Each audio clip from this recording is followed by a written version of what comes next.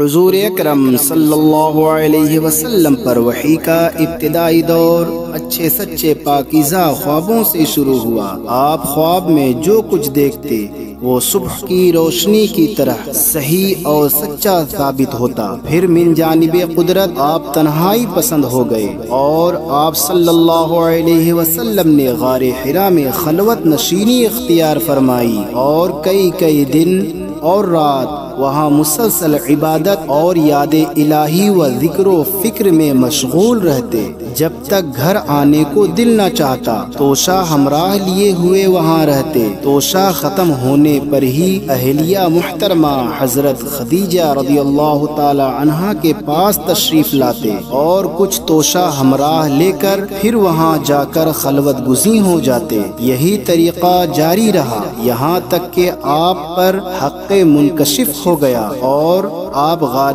حرا ہی میں قیام پذیر تھے کہ اچانک حضرت جبریل علیہ السلام آپ کے پاس حاضر ہوئے اور کہنے لگے کہ اے محمد پڑھو۔ آپ فرماتے ہیں کہ میں نے کہا کہ میں پڑھنا نہیں جانتا۔ آپ صلی اللہ علیہ وسلم فرماتے ہیں کہ فرشتے نے مجھے پکڑ کر اتنی زور سے بھینچا کہ میری طاقت جواب دے گئی۔ پھر مجھے چھوڑ کر کہا کہ پڑھو۔ میں نے پھر وہی جواب دیا کہ میں پڑھا ہوا نہیں ہوں۔ اس فرشتے نے مجھ کو نہایت ہی زور سے بھینچا کہ مجھ کو سخت تکلیف محسوس ہوئی۔ پھر اس نے کہا کہ پڑھ۔ میں نے کہا کہ میں پڑھا ہوا نہیں ہوں۔ فرشتے نے تیسری بار مجھ کو پکڑا اور تیسری مرتبہ پھر مجھ کو بھینچا۔ پھر مجھے چھوڑ دیا اور کہنے لگا کہ پڑھو اپنے رب کے نام کی مدد سے جس نے پیدا کیا اور انسان کو خون کی پھٹکی سے بنایا۔ پڑھو اور آپ کا رب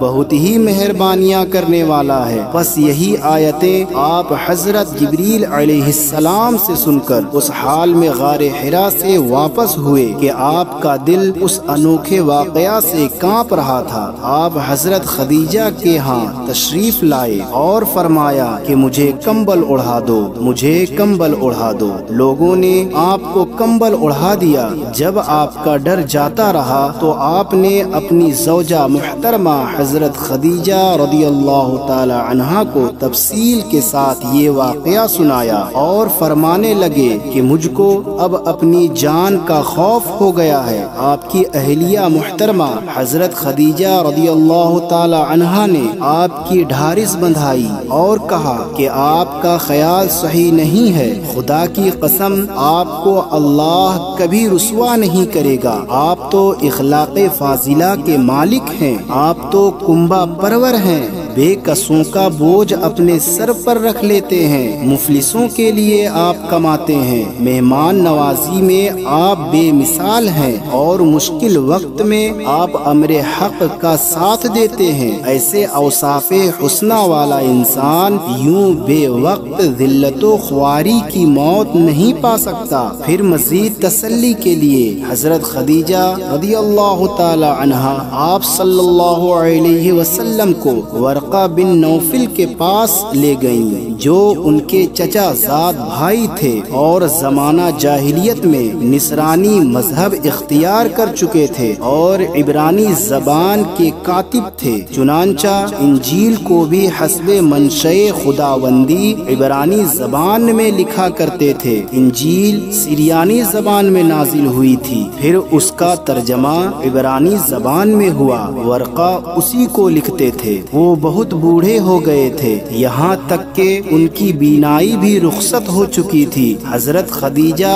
رضی اللہ تعالی عنہا نے ان کے سامنے آپ کے حالات بیان کیے اور کہا کہ اے چچا زاد بھائی، اپنے بھتیجے محمد صلی اللہ علیہ وسلم کی زبانی ذرا ان کی کیفیت سن لیجئے۔ وہ بولے کہ بھتیجے آپ نے جو کچھ دیکھا ہے اس کی تفصیل سناؤ۔ چنانچہ آپ صلی اللہ اللہ علیہ وسلم نے از اول تا آخر پورا واقعہ سنایا، جسے سن کر ورقہ بے اختیار ہو کر بول اٹھے کہ یہ تو وہی ناموس معزز رازدان فرشتہ ہے جسے اللہ نے حضرت موسیٰ علیہ السلام پر وحی دے کر بھیجا تھا۔ کاش میں آپ کے اس عہد نبوت کے شروع ہونے پر جوان عمر ہوتا، کاش میں اس وقت تک زندہ رہتا جبکہ آپ کی قوم آپ کو اس شہر سے نکال دے گی۔ رسول کریم صلی اللہ علیہ وسلم نے یہ سن کر تعجب سے پوچھا کہ کیا وہ لوگ مجھ کو نکال دیں گے،